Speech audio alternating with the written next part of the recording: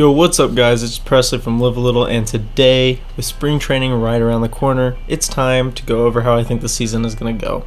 But first, if you haven't already, go check out the 3 podcasts I have on Spotify and Google Podcasts, link in the description down below, along with my Twitter if you want to get real-time news from me as I go over it. So we're going to go through each division, starting with the NL West and ending with the AL East, break down each division winner, and then next week, and on to the pitchers and catchers reporting on February 17th. I will be posting a video explaining the brackets, and we will break it down all the way to a World Series winner. Okay, starting with the NL West, where I feel on paper is the easiest decision to break down. Obviously, after adding Trevor Bauer, the Dodgers are going to win the division. The strong Dodgers team is hunting for a repeat after being the absolute monster in the shortened 2020 season. Although they lost Kike Hernandez and likely Justin Turner, this is a strong offense with Mookie Betts, Cody Bellinger, and Corey Seager leading the charge. But I don't think that they're the strongest part of the team, as they also have Walker Buehler, Clayton Kershaw, and the newly added Trevor Bauer leading them to the NL West title, and likely the best team in the NL or the majors. The Dodgers will then be followed by a Padres team that is close, so close, to being where the Dodgers are now, but they're not there yet, and I think they'll be in second place.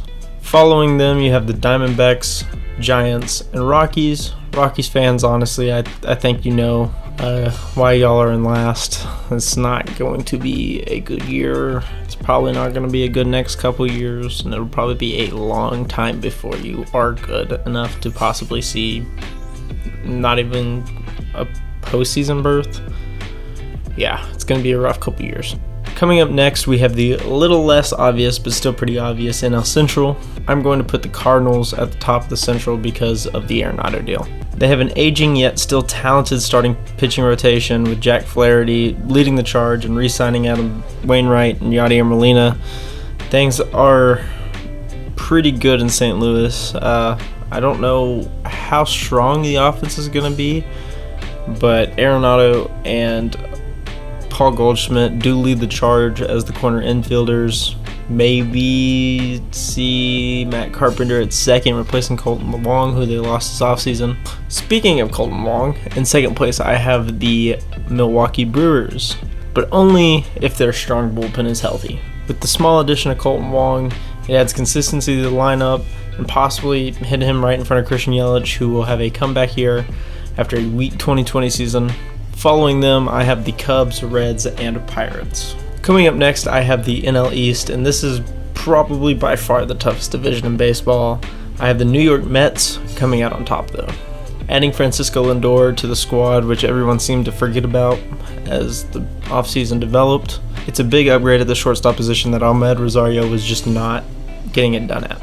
Jacob deGrom, Marcus Stroman, Carlos Carrasco, and Noah Syndergaard coming off Tommy John in late June, early July, creating a strong rotation to make a playoff push in 2021. I also predict Michael Conforto has a breakout season, and this team comes together to be the team to beat in the division for the 2021 season. Now, this pick seems really easy on paper, but the rest of the division makes this following the hardest ranked thus far.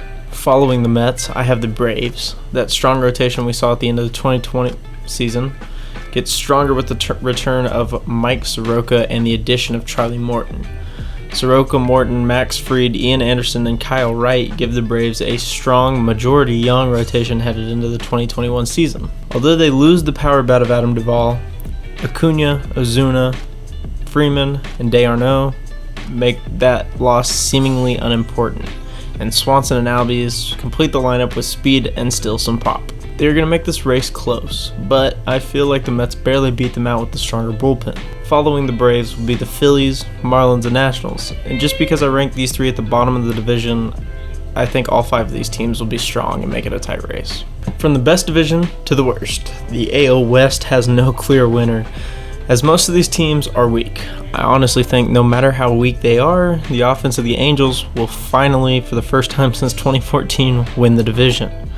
Mike Trout, Anthony Rendon, and Justin Upton will all have great seasons against the rest of the weak pitching staffs in the division. With the addition of Jose Quintana and Alex Cobb, I believe the starting pitching staff of Dylan Bundy, Quintana, Andrew Heaney, Cobb, and Griffin Canning, I do not see Shohei Ohtani getting near as many starts or innings this year. I might be wrong. I just don't think he's proven that he's deserved that role. Coming behind them, I have the Astros, who will still be a good team without George Springer. Jose Altuve will have a better year, and with Bregman, Correa, Brantley, and Yordan Alvarez, the offense will not be the problem, but the rotation is weak. I do not see him being good enough to take the division this year, or possibly make the playoffs. We'll see in the next video. The Mariners, Athletics, and Rangers will complete the division, all with really bad years. It's going to be a rough year for the AL West. The AL Central is another weak division. Quite obviously to me, the Chicago White Sox take the division very easily. Yohan Moncada, Tim Anderson, Yasmani Grandal, Jose Abreu, Eloy Jimenez, and Luis Robert will create an exciting offense that, for the most part, will be exciting to watch for the next few years. Combine that with a good pitching staff with Lucas Giolito, Dallas Keuchel, and the addition of Lance Lynn, and this team will walk through the division. Following them will be the Twins, who have a pretty good veteran pitching staff featuring Kenta Maeda, Jose Barrios, Michael Pinedo, and J.A. Happ. The offense added Andrelton Simmons, who doesn't produce at a star rate, but will add a good bat at shortstop. And with the younger bats of Miguel Sano, Byron Buxton, and Max Kepler, and the aging bats of Nelson Cruz and Josh Donaldson, this team will be good enough to take second place, just not good enough to reign top. Following them will be the Indians, Royals, and Tigers. Finally, we have the AL East, where I think the Yankees will take the division. This is a tough pick though. Not only is it the best AL division overall, but the Yankees have a huge flaw in their stacked roster: injuries. Their insane rotation on paper is Garrett Cole, Corey Kluber, Jameson Taillon, Luis Severino, and Domingo Germán. The only problem is the last four guys in those rotation that I just named have only pitched one inning in 2020. Aroldis Chapman, Zach Britton, and the addition of submarine pitcher Darren O'Day make a good bullpen. Not great, but can get it done on the backside. Gary Sanchez, Luke Voigt, DJ LeMahieu, Gio Urshela, Gleyber Torres, Clint Frazier, Aaron Judge, and Giancarlo Stanton make the best lineup in baseball, but we all know there may not be 20 games played in 2021 where all 8 of those guys are in the lineup at the same time. I do, however, think they will stay healthy enough to pull out the division.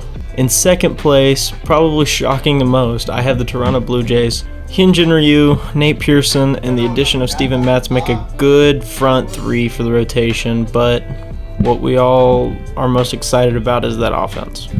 Vladdy Jr., Bo Bichette, Kevin Biggio, Lourdes Gurriel Jr., and Teoscar Hernandez, plus the additions of George Springer and Marcus Semien make this offense young, fun, and explosive. They are going to be a team to keep an eye on in 2021. Following the Blue Jays will be the Rays, Red Sox, and Orioles. And on that note, come back next week to see where I put these guys in the brackets. Thank you guys for watching. If you haven't already, hit the like button if you enjoyed. If you disagree with any of my picks, go ahead and leave a comment in the comment section down below. I will try to get back to everybody. I appreciate you all a ton. I hope you guys enjoyed. Hit the subscribe button and the notification bell if you want to watch the bracket video the second it drops. More baseball content is coming out soon with the start of the season coming up quickly. It's been your boy Presley from Live a Little. Peace. Those gorgeous blue eyes, they look even better when we're sky high. If we could leave this place, wouldn't you love to run?